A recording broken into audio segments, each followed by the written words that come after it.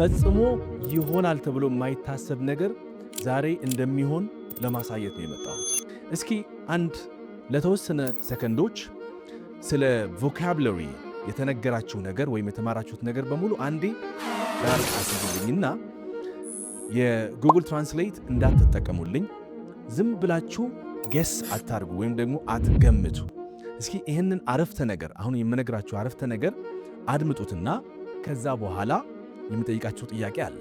አረፍተ ነገሩ ይህን ይመስላል። Yesterday I bought a blurf because my old one stopped working. እደግመዋለሁ። Yesterday I bought a blurf because my old one stopped working.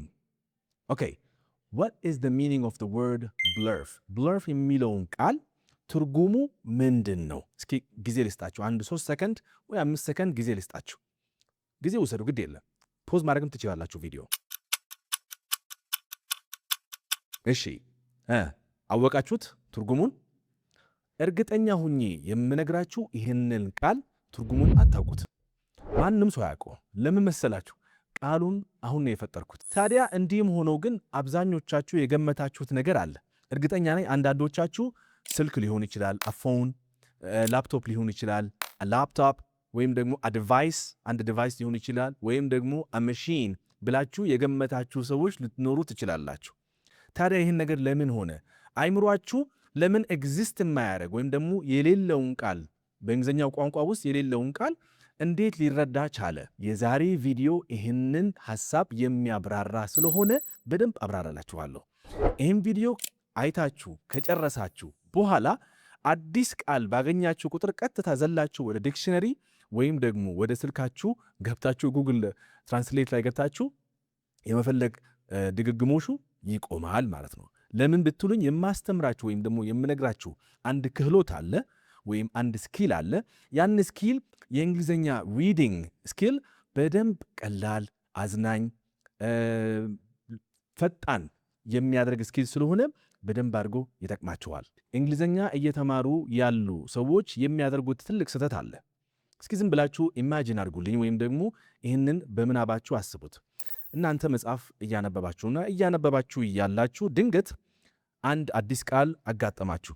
አብዛኛው ሰው ምን ያደርጋል? መጽሐፉን ያስቀምጥና ከዛን ስልኩን ያወጣና ከዛን ትራንስሌት ወይም ጉግል ትራንስሌት ላይ ይገባል። ቃሉን ትርጉሙ ምን እንደሆነ ካየ በኋላ መልሶ ወደ መጽሐፉ ይመለሳል።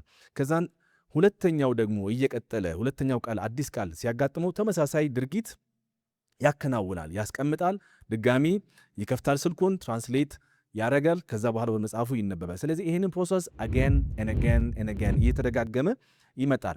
ታዲያ ይህንን ድርጊት ስታደርጉ ለአይምሯችሁ የተፈጠረ ያለው ስሜት ምንድን ነው? ታሪኩን ከመረዳት ይልቅ መጽሐፉን ስታነቡ መጽሐፍ ውስጥ ያለውን ጉዳይ ሳይገባችሁ ቀርቶ ምንድን ነው የሚሆነው ማለት ነው? ለአይምሯችሁ የሚያጋጥመው ነገር አዳዲስ ቃላቶችን የመረዳት አይዞሌትድ የሆኑ ወይም ደግሞ የተበታተኑ ቃላቶችን ለመረዳት ስራ ይሆንበታል ማለት ነው። ይሄ ደግሞ ካስተዋላችሁ ብዙ ሰዎች እንግሊዝኛ ሲያነቡ የሚቸገሩት ለዚህ ላይ ነው። ብዙ ቃላቶች እያወቁ እንኳን ልክ ንባብ ላይ ሲመጡ ግን የሚቸገሩት በዚህ ምክንያት ነው። እስኪ አንድ ጨዋታ እንጫወት። ተጨማሪ አዲስ ቃል እፈጥርላችኋለሁ። አሁን የምነግራችሁ አረፍተ ነገርን ተመልከቱልኝ። Sarah opened the window because the room felt mopy. ልድገሙ። Sarah opened the window because the room felt mopy. Mopy የሚለውን ቃል ትርጉሙ ምንድን ነው? What's the meaning of the word mopy? እሺ አሁንም 3 ሰከንድ ልስጣችሁ። እርግጠኛ ሆኜ የምነግራችሁ አብዛኞቻችሁ ያላችሁት እንደዚህ ነው። ሞርፒ ማለት ምናልባት hot ሊሆን ይችላል፣ warm ሊሆን ይችላል፣ stuffy ሊሆን ይችላል፣ humid ሊሆን ይችላል ብላችሁ ልትገምቱ ትችላላችሁ። ለምን ካላችሁኝ አንድ ፍንጭ ስላገኛችሁ ነው። አይምሯችሁ አንድ ፍንጭ ስላገኘ ነው። ፍንጩ ምንድን ነው? Sarah opened the door, open the window ነው ያለው አይደለ? Sarah opened the window ማለት መስኮት የሚከፈተው ለምንድን ነው ስታስቡት እናንተ? አንድ ሰው መስኮት የሚከፍተው አየሩ ቀዝቃዛ ስለሆነ ነው ወይስ ሞቃታማ ስለሆነ ነው? አብዛኛው ሰው መስኮቱን የሚከፍተው አየሩ ሲሞቅ ነው። ስለዚህ በዛ መሰረት ነው hot, warm ብላችሁ ወይም humid ብላችሁ የገመታችሁ። ስለዚህ አንዳንድ ጊዜ ፍንጮች ሲኖሩ አይምሯችን ያደርጋል ፍንጮቹን ተመልክቶ ያወጣና አሃ ለካ ይሄ ነገር ነው ብሎ ያወራል። ለዛ ነው ትራንስሌት ሳታረጉ ወዴት ሄዳችሁ ማለት ነው ኢንቨስቲጌሽን ገባችሁ። ኢንቨስቲጌሽኑ ምንድን ነው? ኢንቨስቲጌት የምታረጉት ወይም ደግሞ የምትመረምሩት ሁኔታውን ነው። ከሁኔታ ጋር አይታችሁ የሆነ ነገር የሆነ ፍንጭ አይታችሁ ነው ለዛ ቃል ትርጉም የሰጣችሁ ማለት ነው። ይሄ ደግሞ አይምሯችሁ የሚያረገው ነገር ነው። የሚገርማችሁ ነገር ደግሞ አብዛኛው ኔቲቭ ስፒከርስ ይህንኑ ችግር ሊያጋጥማቸው ይችላል። ማለትም ይሄ ኔቲቭ ስፒከርስ እንላቸው ወይም ደግሞ የአፍ መፍቻቸው እንግሊዝኛ ቋንቋ የሆኑ ሰዎች ሁሉም የእንግሊዝኛ ቃላት ያውቃሉ ማለት አይደለም። ምክንያቱም የእንግሊዝኛ ቃላት በአሁኑ ሰዓት ከ170 ሺህ በላይ ቃላቶች ናቸው። ስለዚህ እነዚህን ሰዎች ሙሉ በሙሉ እነዚህ 170 ወይም ከ170 በላይ የሆኑ ቃላቶች ያውቃሉ ማለት አንችልም። ግን ደግሞ አይምሯቸውን የሚያደርግላቸው ነገር ምንድን ነው? ከሁኔታው ጋር ያሉት ነገሮች ሲመሳሰሉ፣ ፍንጮች ሲመጡ ያንን እያነበቡ ያሉ። ለምሳሌ መጽሔት ሊያነቡ ይችላሉ፣ መጽሐፍ ሊያነቡ ይችላሉ፣ ጋዜጣ ሊያነቡ ይችላሉ፣ ሳይንቲፊክ አርቲክልስ ሊያነቡ ይችላሉ። ያኔ በሚያነቡበት ሰዓት ላይ እንደኛ እንደ ጀማሪ ተማሪ ወይም ደግሞ እንደሚማሩ ሰዎች ቀጥታ ዘሎ ወደ ትራንስሌሽን ወይም ደግሞ ወደ ዲክሽነሪ አይሄዱም። ለምን? አይምሯቸው ኦልሬዲ ክሉ እያየ ነው ወይም ደግሞ ፍንጮችን እያየ ነው። ቃሉን በውስጥ ታዋቂነት እየተረጎመ ነው የሚሄደው። የሚያደርገው ምንድን ነው? መጀመሪያ የሚጠይቃቸው አይምሯቸው የሚጠይቀው ጥያቄ ምንድን ነው? the first question የመጀመሪያ የሚጠይቀው what's happening ማለት ምን እየተፈጠረ ነው ያለው ብሎ ይጠይቃል። ሁለተኛ ጥያቄ who's involved ማለትም በጉዳዩ ላይ ተሳትፎ ያለው አካል ማን ነው? የሚሳተፈው ያለው አካል ማን ነው? በሶስተኛ ደረጃ ከጉዳዩ ከመከናወኑ በፊት ምን ተከናወነ? ምን ተፈጠረ? በአራተኛ ደረጃ ጉዳዩ ከተከናወነ በኋላ ምን ተከናወነ ብሎ ይጠይቃል። በስተመጨረሻ ደግሞ ይህንን ቃል ለምን ተገኘ፣ እዚህ ለምን ተገኘ ብሎ ይጠይቃል። ታዲያ ይሄ አይምሯቸው የሚሰራው ስራ ስለሆነ ይሄ አቢሊቲ እንዴት እናንተ ልክ የነሱን የኔቲቭ ስፒከርስ አቢሊቲ ዲቨሎፕ እንዳደረጉት ሁላ እናንተ እንዴት ዲቨሎፕ ማድረግ እንደምትችሉ አሁን ዋናው ነጥብ ጋር ደርሰናል። ይችን ሜቶድ ከተጠቀማችሁ ሜቶዱን ይባላል መሰላችሁ? ኮድ ይባላል። CODE ኮድ ሜቶድ ብትጠቀሙ ቃላቶች ከዚህ በኋላ ትርጉማቸው ለማወቅ ወይም ለመረዳት አትቸገሩም። ዝግጁ ናችሁ? የመጀመሪያው የሜቶዱ አንዱን ፊደል C stands for character። character ማለት who's involved ማለት ጉዳዩ ላይ ያለውን አካል ማን ነው ብላችሁ መጠየቅ አለባችሁ ማለት ነው። አረፍተ ነገር ውስጥ ታነቡ ማታውቁት ቃል ሲያጋጥማችሁ ያንን ቃል ትርጉምን እንደሆነ ይመጣላችኋል። ለምሳሌ እችን አረፍተ ነገር ልንገራችሁና ከዛ በኋላ ትረዳላችሁ። The baby started crying after drinking the nifra. The baby started crying after drinking the nifra. ስለዚህ አሁን እዚህ ጋር ኢንቮልቭ ያደረገው ማን ነው? ኢንቮልቭ ያደረገውን አካል ማን ነው? ስለዚህ ኒፍራ የሚለውን አለ። ግን the baby gives you a clue. ቤቢ ካራክተር ማን ነው ኢንቮልቭ ያደረገውን እዚህ ጋር በዚሁ ሴንተንስ ላይ the baby ነው ያለው አይደለ? ስለዚህ ሕፃኑን የሚለውን ሐሳብ ላይ ፍንጭ ይሰጣችኋል ማለት ነው። ስለዚህ ሕፃን ካለ ሕፃን ኖርማሊ የሚጠጣው ነገር ምንድን ነው? ወይ ጡጦ ነው ወይ ወተት ነው ወይ ደግሞ የሆነ ነገር የሚጠጣ ነገር እስካለ ድረስ ያ ነገር ይሰጠናል። ምንድነው? ፍንጭ ይሰጣችኋል ማለት ነው። ስለዚህ እናንተ ኒፍራ ብላችሁ ተገምታላችሁ ማለት ነው።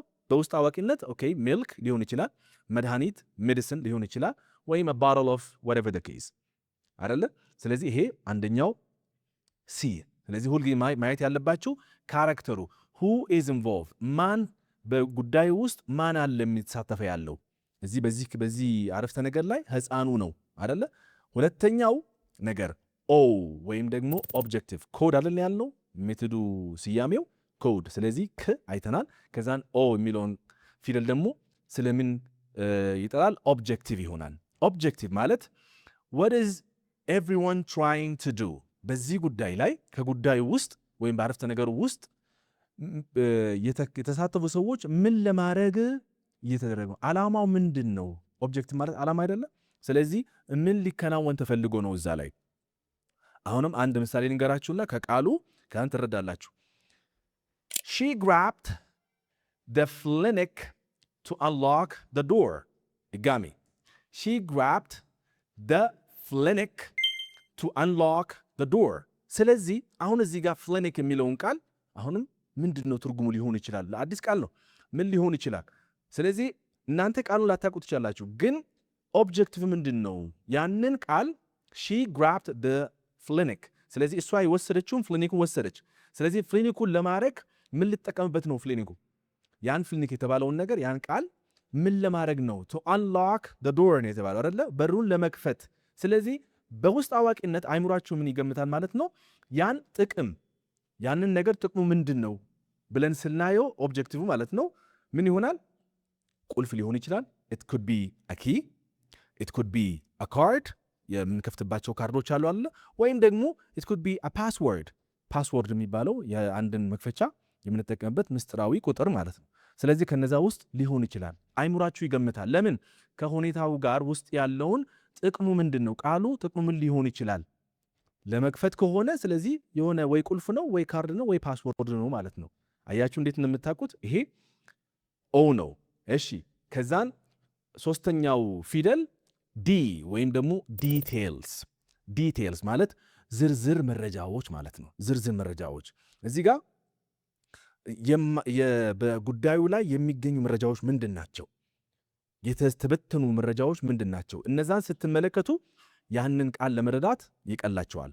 እስኪ ምሳሌ ልንገራችሁ። he wore a thick sorma because it was snowing. he wore a thick sorma because it was snowing. he wore a thick sorma because it was snowing. ስለዚህ በውስጥ ያለውን መረጃዎች ምንድን ናቸው? ዲቴል ነገሮች። መጀመሪያ snowing። ስኖው ማለት በረዶ አይደለ? በውጭ ሀገራት በረዶ ነጭ የሚሆነ በረዶ እንጠቀመዋለን። ሰው ስኖው አለ። ስለዚህ ቀዝቃዛ አየር ነው ማለት ነው። እሺ ጥሩ። ከዛን thick clothing ደግሞ አለ። thick clothing ማለት ወፈር ያለ ልብስ ማለት ነው። ስለዚህ እቺን ሶርማ የምትለዋን ቃል አዲስ ቃል ናት፣ ላናቃት እንችላለን። ትርጉሙ ምን ሊሆን ይችላል ማለት ነው? ወፈር ያለ ልብስ መሆኑን እንገምታለን ማለት ነው። አያችሁ? ስለዚህ ቀላል ይሆንላችኋል በዙሪያው ያለው መረጃ እየተረዳችሁ ስለመጣችሁ። የመጨረሻው ፊደል ኢ የሚለውን ደግሞ አለ። ኢ ማለት ኤፌክት። ኤፌክት ማለት what happened because of it። ያንን ጉዳይ የተጠቀሰውን ቃል ማናቀው ቃል አለ፣ ግን ያንን ቃል የፈጠረውን ነገር ምንድን ነው፣ በሱ ምክንያት የተፈጠረው ነገር ምንድን ነው ብላችሁ የምትረዱበት ደግሞ አንዱ መንገድ ነው ማለት ነው። ቃሉን ትርጉምን እንደሆነ የምትረዱበት አንዱ መንገድ ነው። ምሳሌ ድጋሜ the soup was so thermic that everyone waited for eating it. Again, the soup was so thermic that everyone waited before eating it. So the soup was so thermic አለ ከዛን that everyone waited for eating it. ስለዚህ what happened? ዝም ብላችሁ ስትገምቱ ማለት ነው። እነሱ ምን አደረጉ? ሰዎቹ they waited ጠበቁ ማለት ነው። ለምን? ስለዚህ ኤፌክቱ ምንድን ነው? ትኩስ ስለሆነ ነው አይደለ? የሆነ ነገር ትኩስ ስለሆነ ነው ማለት ነው አይደለ? ሰው ያቺ ትራሜክ የምትለዋን ቃል ከትኩስነት ጋር የሚገናኝ ነገር አላት ማለት ነው። ለምን? they waited አለን እኮ ሰዎቹ ጠበቁ። ስለዚህ ከዛው ነገር የመጣውን ውጤት ወይም ውጤቱ ምን ነበረ፣ ያ ነገር በመሆኑ የተደረገውን ነገር ወይም የመጣውን ውጤት ምን እንደሆነ ኤፌክቱ ምን እንደነበረ በዚሁ ማየት ቻላችሁ። ኤፌክቱን ተረዳችሁ ማለት የቃሉን ትርጉም ተረዳችሁ ማለት ነው። ስለዚህ because it was hot ያን ነገር ሱፑ hot ስለሆነ ማለት ነው። አያችሁ? አሁን ሚኒንጉ ቀስ በቀስ ምን አደረጋላችሁ ማለት ነው? ተጋለጠላችሁ ማለት ነው። ይሄን ኮድ የሚለውን ሜተድ ከተጠቀማችሁ ኮድ ምን ማለት ነው? መጀመሪያ ካራክተር በጉዳዩ ላይ ማን አለ ኢንቮልቭ ያደረገ ያንን ሰው አይታችሁ እንደ ፍንጭ ልታዩ ትችላላችሁ። ኦ ያለው ምን ነበረ? ኦብጀክቲቭ ብለናል። ስለዚህ ያንን ጉዳይ የምንጠቀምበት ነገር ከጥቅሙ አንጻር ምን ይሰጣል የሚለውን ከዛን ዲ የሚለውን ደግሞ አይተናል። ዲቴልስ ሌላ በዝርዝር በአረፍተ ነገር ውስጥ ያሉ ዝርዝር ነገሮች ምንድን ናቸው? ያንን ቃል ሊተረጉምልን የሚችሉ ሳንተረጉመው ቃሉን በቀላሉ እንድረዳ የሚያደርጉን ነገሮች ምንድን ናቸው? ከዛን the last one was E። ስለዚህ ኤፌክቱ ያንን ነገር በሱ ምክንያት ምን ተፈጠረ፣ በዛ ቃል ምክንያት ምን ተፈጠረ፣ በዙሪያ ያለውን መረጃ አሁንም ስታዩ ፍንጭ ታገኛላችሁ። ፍንጭ ካገኛችሁ ደግሞ ያንን ቃል ትርጉሙ ምን እንደሆነ ተረዳችሁ ማለት ነው። ይሄን ቴክኒክ ከተጠቀማችሁ ከዚህ በኋላ አንድን አዲስ ቃል ባጋጠማችሁ ቁጥር ዘላችሁ ወደ ዲክሽነሪ ወይም ደግሞ ወደ ጉግል ትራንስሌት አትሄዱም። በቀላሉ እንግሊዝኛ ንባባችሁን ዘና አብላችሁ እንድታነቡ የሚረዳችሁ ቴክኒክ ነው። ቴክኒኩ ከጠቀማችሁ አዲስ መረጃ ካገኛችሁ ይህንን የቪዲዮ ላይክ ማድረጋችሁ እንዳትረሱ። ለምትወዷቸው ቤተሰቦቻችሁም በሉ ጓደኞቻችሁም አጋሩላቸው፣ ምክንያቱም ይጠቅማችኋል። በተጨማሪም ሰብስክራይብ ካላደረጋችሁ ወይም የዚህ ቻናል ቤተሰብ ካልሆናችሁ ሰብስክራይብ እንድታደርጉ በዚህ አጋጣሚ በትህትና ጠይቃችኋለሁ። በሚቀጥለው ቪዲዮ ደግሞ አዲስ መረጃ አሁንም ከቃላት ጋር በተገናኘ እንዴት ቃላቶችን መርሳት እንደምታቆሙ የሚረዳችሁ አንድ መረጃ እነግራችኋለሁ፣ ወይም ቴክኒክ አሊያም ደግሞ ሜተድ የምነግራችሁ ይሆናል። ታዲያ ያንን ቪዲዮ ከፈለጋችሁ yes we need the next video ብላችሁ በኮሜንት ላይ ጻፉልኝ። እርግጠኛ ሆኜ የምነግራችሁ በሚቀጥለው ቪዲዮ እለቅላችኋለሁ። እስከዛው በቸር እንቆይ። ሰላማችሁ ይብዛልኝ።